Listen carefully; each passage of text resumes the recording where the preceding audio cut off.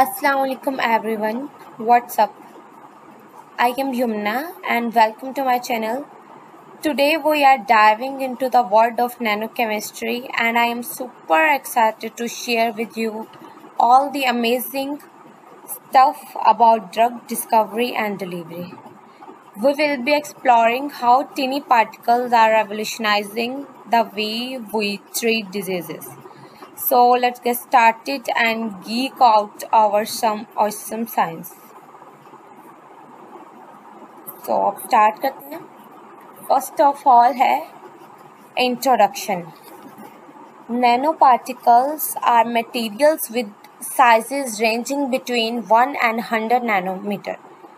Nano particles वो particles हैं जिनका साइज 1 से लेकर 100 नैनोमीटर के दरमियान होता है. नैनो पार्टिकल छोटे छोटे ज़र्रात होते हैं. इनके साइज़ की एक हद होती है जो है 1 से लेकर 100 नैनोमीटर. ठीक है, और इनका साइज़ इतना छोटा होता है, इसका अंदाज़ा आप इस बात से लगा सकते हैं कि 1 नैनोमीटर 1 मीटर का 1 बिलियनवा हिस्सा होता है. 1 नैनोमीटर 1 मीटर का 1 बिलियनवा हिस्सा होता है, इसीलिए ये ज़र्रात बहुत छोटे होते हैं. Next, they are unique due to their extremely small size. They are unique, ख़ास होते हैं. क्यों होते हैं? किन वजूहात की वजह से होते हैं? एक, इनके स्मॉल साइज़ की वजह से. फर्स्ट क्या है? इनके स्मॉल साइज़ की वजह से. सेकंड, लार्ज सरफेस एरिया की वजह से. और थर्ड जो है, इनकी एबिलिटी टू इंटरेक्ट इफेक्टिवली. ठीक है, बायोलॉजिकल सिस्टम के साथ रिएक्ट कर सकते हैं नैनो पार्टिकल, घुल मिल सकते हैं, जिससे वो ड्रग्स को डिलीवर करने और डिजीज़ का पता लगाने में मदद करते हैं. नेक्स्ट मूव करते हैं. Nano particles have revolutionised drug delivery by offering several advantages.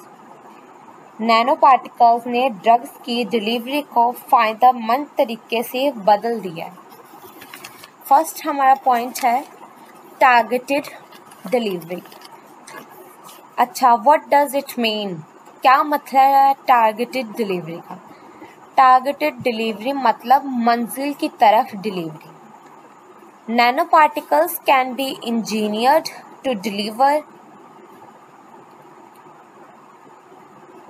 Nanoparticles can be engineered to deliver drugs directly to disease cells such as cancer cells.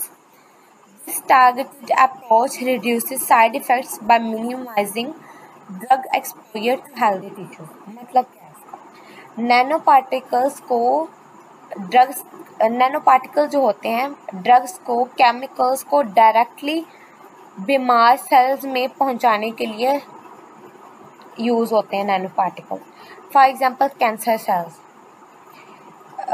ये जो है टारगेटेड डिलीवरी होती है. जो केमिकल होता है, ड्रग होती है, वो डायरेक्टली इफेक्टेड एरिया तक पहुंचाई जाती है. इसका बेनिफिट हमें ये होता है कि जो ड्रग है उसकी वजह से जो हेल्थी टिश्यूज़ हैं वो इफ़ेक्ट नहीं होते, उन पे कोई असर नहीं होता. ठीक है, नेक्स्ट हमारा पॉइंट है इम्प्रूव्ड सॉल्युबिलिटी. ठीक है, इसका मतलब क्या है? सॉल्युबिलिटी का मतलब होता है डिज़ोल्व होना. इम्प्रूव्ड सॉल्युबिलिटी का मतलब हुआ बेहतर तरीके से घुलना. ठीक है, many drugs that are poorly soluble in water becomes more effective when carried by nano particles. This enhances their bioavailability. सुने, बहुत सारी ड्रग्स जो पानी में नहीं घुलती, नैनो पार्टिकल के यूज़ से ज़्यादा असरदार हो जाती हैं. नैनो पार्टिकल जो होते हैं जिस्म में मेडिसिन को जिस्म में टूटने से बचाते हैं, जिससे मेडिसिन लंबे अरसे तक असर रखती हैं.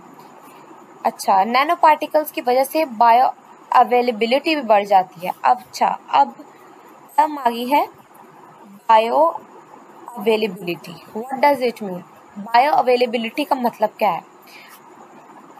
अवेलेबिलिटी का बताते हैं। अवेलेबिलिटी से मुराद मेडिसिन की, केमिकल की, ड्रग की वो क्वांटिटी जो आपके जिस्म में दाखिल होने के बाद आपके खून में, आपके ब्लड में शामिल हो जाती है, जज़ब हो जाती है और असर रखती है। नेक्स्ट मूव करेंगे, आगे है कंट्रोल्ड रिलीज। ड्रग का कंट्रोल्ड रिलीज, ठीक है। Drugs can be released slowly over time from nanoparticles, providing a long-lasting therapeutic effect. इसका मतलब क्या है? मतलब ये है कि किसी भी केमिकल या ड्रग को एक ख़ास तरीके से और एक मखसूस वक्त में रिलीज़ करना कंट्रोल्ड रिलीज कहलाता है। नैनो पार्टिकल केमिकल को आहिस्ता आहिस्ता ग्रेजुअली वक्त के साथ रिलीज करते हैं ताकि उनका जो असर है, इफेक्ट है, ज़्यादा देर तक रहे। नेक्स्ट पॉइंट पे मूव करते हैं, वो है crossing biological barriers. First of all हम डिस्कस करते हैं कि बायोलॉजिकल बैरियर्स हैं क्या। बायोलॉजिकल बैरियर्स जिस्म के हिफाजती स्ट्रक्चर होते हैं। हमारा वो कैन से कि डिफेंस सिस्टम है, हिफाजती स्ट्रक्चर्स है जो नुकसानदेह हार्मफुल चीज़ों को, फॉर एग्जांपल पैथोजेंस को आने से रोकते हैं।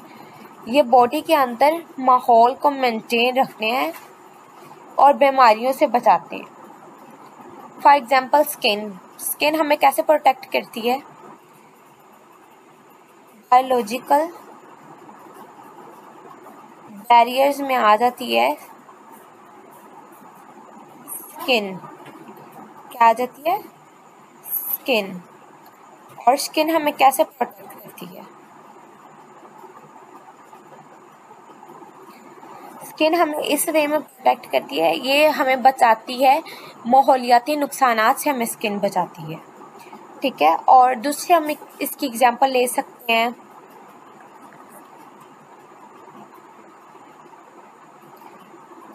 म्यूकस जो लेयर होती है,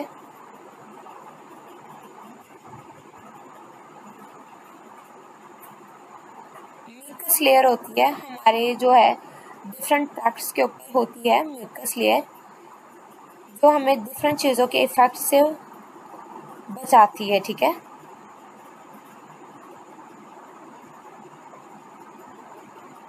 वो कैसे जी? म्यूकस मेम्ब्रेन कहाँ कहाँ पे होती है? रिस्पायरेटरी ट्रैक्ट पे होती है, डाइजेस्टिव ट्रैक्ट पे होती है, यूरोजेनिटल ट्रैक्ट पे होती है। ये कैसे वर्क कैसे करती है? ये जो है कवर करती है हमारे यूरोजेनिटल ट्रैक्ट को, डाइजेस्टिव सिस्टम को, रिस्पायरेटरी ट्रैक्ट को कवर करती है और जो नुकसानदेह, जो हार्मफुल पार्टिकल्स है उनका मेम्ब्रेन में फंसा रहती है। मेम्ब्रेन होती है ना, तो इनमें जो हार्मफुल पार्टिकल्स होते हैं फंस जाते हैं और बॉडी के अंदर एंटर नहीं हो सकते, ठीक है। और इधर हमने एग्जांपल दी हुई है such as blood brain barrier, enabling treatment of disease in blood. Blood brain barrier है वो दिमाग की जो बीमारियां हैं उनमें जो है इलाज को मुतारिफ करवा रहा है। तो ब्लड ब्रेन बैरियर है क्या? ब्लड ब्रेन बैरियर दिमाग में मेरी बात को गौर से सुने, दिमाग में खून की नालियों और दिमागी टिश्यू के दरमियान मौजूद होता है। दिमाग में दाखिल होने वाली चीज़ों को कंट्रोल करता है। कौन कंट्रोल करता है दिमाग में एंटर होने वाली चीज़ों को? Blood brain barrier.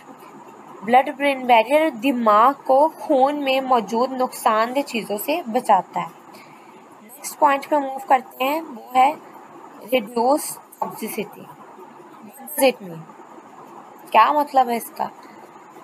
By targeting only diseased cells and controlling drug release, nanoparticles minimize harm to healthy tissue. जहरीलेपन को दूर करना रिड्यूसिंग टॉक्सिसिटी कहलाता है।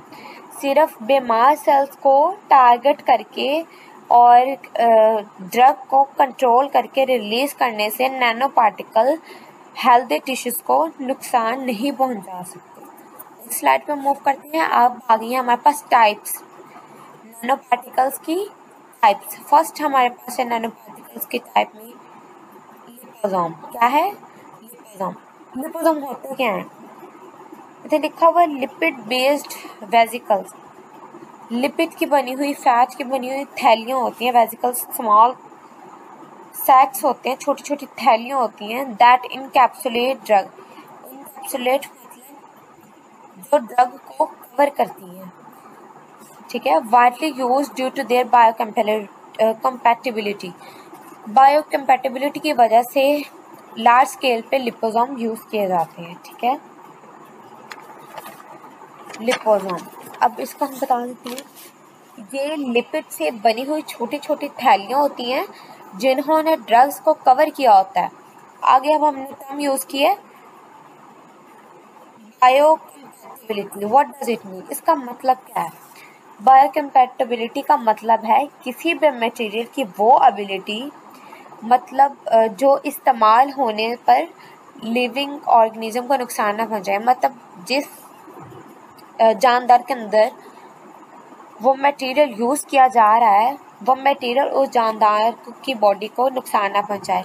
फॉर एग्जाम्पल इम्प्लांट मटेरियल्स होते हैं या डिवाइसेस जो ह्यूमन बॉडी के साथ रिएक्ट नहीं करती और बॉडी को नुकसान नहीं पहुंचाती।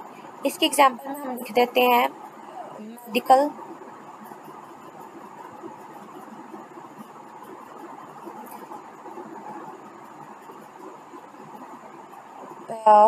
मेडिकल लिखना था। मेडिकल डिवाइसेस होती हैं। मेडिकल डिवाइसेस की एग्जांपल में क्या आएगा? मेडिकल डिवाइसेस की एग्जांपल्स में आ जाएगा फॉर एग्जांपल लेंसेज,